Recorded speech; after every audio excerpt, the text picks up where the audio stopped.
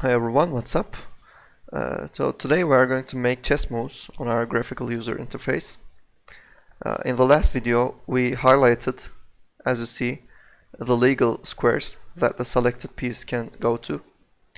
And today, by single clicking one of those legal squares, we are going to make chess moves on our selected pieces.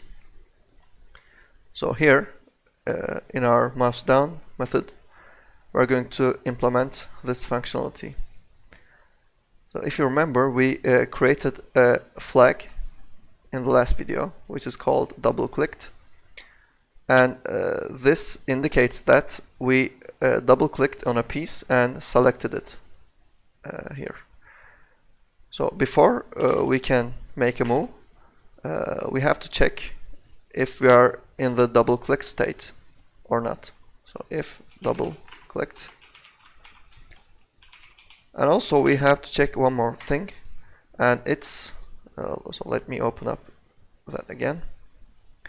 We have to check if the move that we are going to make is legal or not.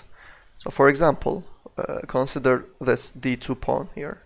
The d3 and d4 squares are legal, but any other square is illegal.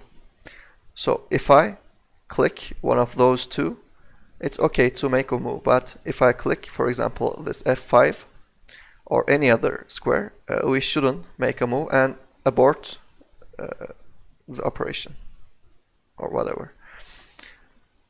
So let's check that.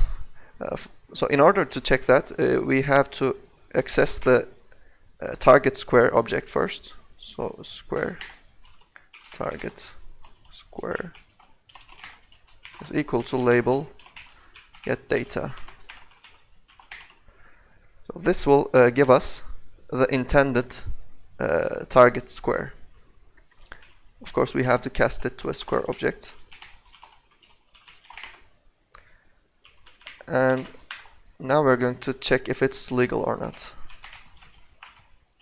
It is legal.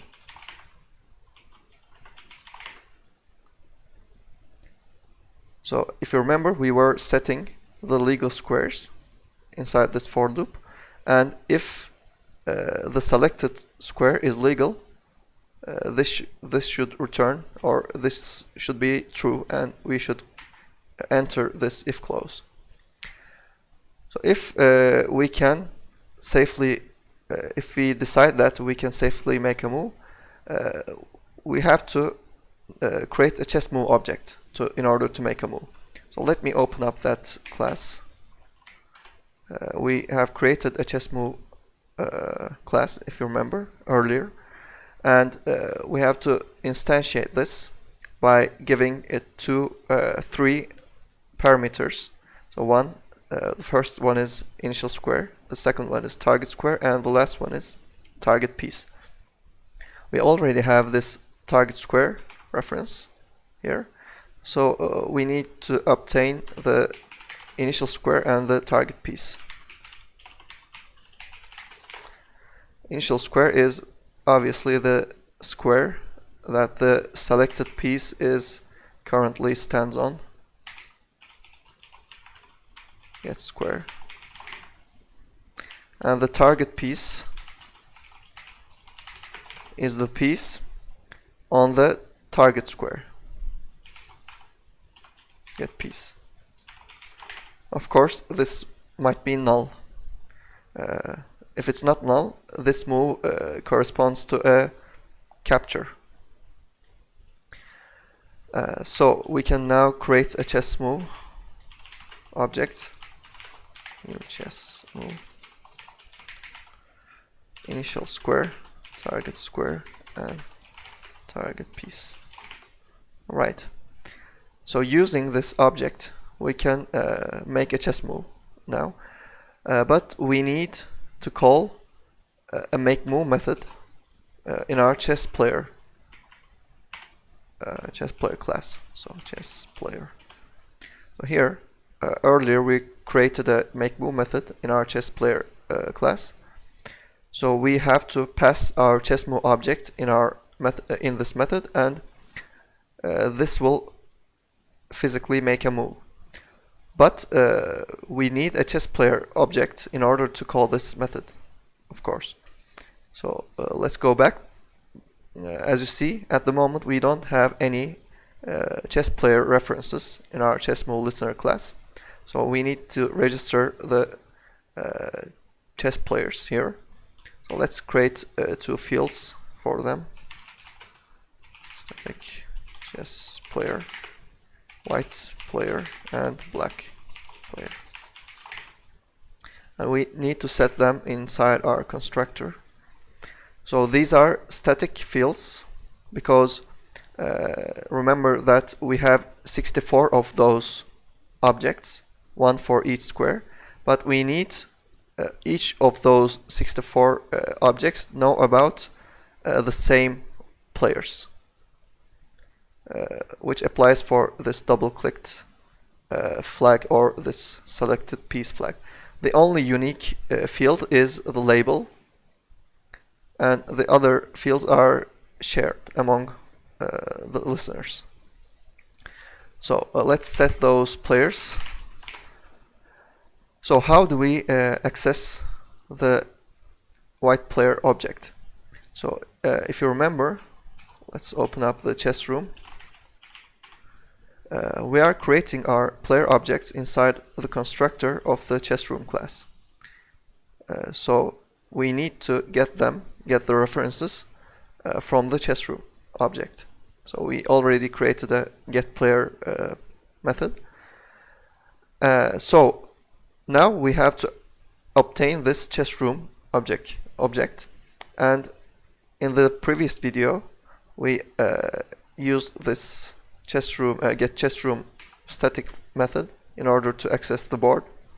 We are now going to use the same method in order to access the players instead of the board. Chess room get player side white, and also the black player black.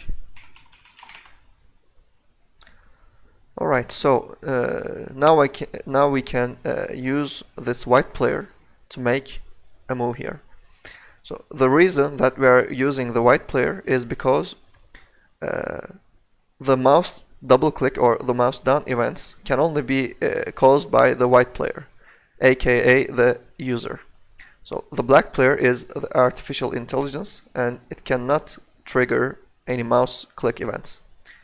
So if this mouse down method is triggered, it's definitely caused by the user or the white player.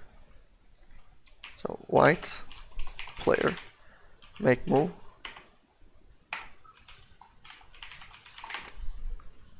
and that's it. We just made a chess move here. Let's try it out.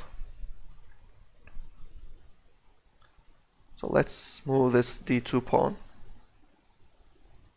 As you see, it successfully moved to the desired square. But as you see, the legal squares are still highlighted. We need to fix that. And of course we need to clear or reset this flag also, because after making a move, this should not be true anymore. So let's take care of those after the if clause. Double clicked is false, and let's call this reset legal squares in order to reset the highlighting squares. Right, let's run this again.